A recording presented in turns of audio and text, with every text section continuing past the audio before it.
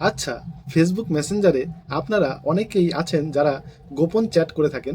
তো সেটা চাইলে আপনারা চ্যাটটিকে লুকিয়ে রাখতে পারেন। আপনার ফোন যদি কেউ ঘাঁটেও সে সেই চ্যাট কখনোই খুঁজে পাবে না। সেটা আপনি ছাড়া কেউ খুঁজে পাবে না। আপনি চাইলে সেটাকে আবার খুলে আবার চ্যাটিং করতে পারবেন। তো সেটা কিভাবে সম্ভব? তো চলো আমি মোবাইলের মাধ্যমে দেখিয়ে দিচ্ছি।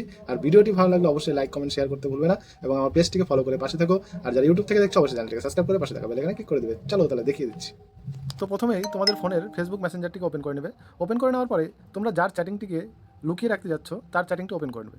ওপেন করার পরে মনে করো আমি এই ব্যক্তির চ্যাটিংটাকে লুকিয়ে রাখতে যাচ্ছি, তো আমি ব্যাক করব। ব্যাক করে এখানে চেপে ধরবো। চেপে ধরার পরে দেখো 2 নম্বর অপশনে একটি আর্কাইভ বলে একটা অপশন আছে, এটাতে ক্লিক করব। ক্লিক করার পরে দেখো ওই ব্যক্তির এখানে কোনো চ্যাটিং নেই, ভ্যানিশ হয়ে গেছে। এইবার তোমার ফোন যদি কেউ ঘাটেও সে কিন্তু তাকে আর এখানে খুঁজে পাবে না, বা তোমার যে গোপন সেই চ্যাটটি আর খুঁজে পাবে না।